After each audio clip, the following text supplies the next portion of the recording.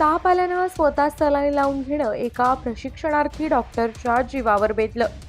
सायन इथल्या लोकमान्य टिळक वैद्यकीय महाविद्यालयात पदव्युत्तर अभ्यासक्रमाच्या दुसऱ्या वर्षात शिकणाऱ्या निवासी डॉक्टरचा मृतदेह आढळल्याने खळबळ उडाली आहे.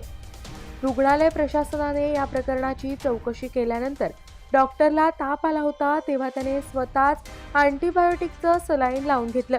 त्याच्या रिॲक्शनमुळे डॉक्टरचा मृत्यू झाल्याचा अंदाज व्यक्त करण्यात आलाय.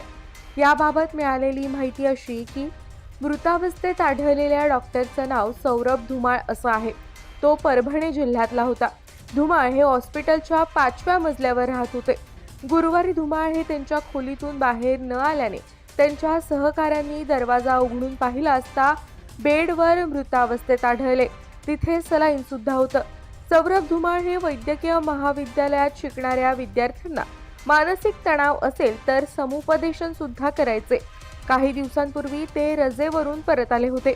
ताप आल्यानंतर त्यांनी हॉस्पिटलमध्येच उपचार घेतले. त्यांनी अँटीबायोटिकचं सलाईन घेतलं, मात्र औषधाच्या दुष्परिणामामुळे त्यांचा मृत्यू झाला असल्याचं बोललं जात आहे.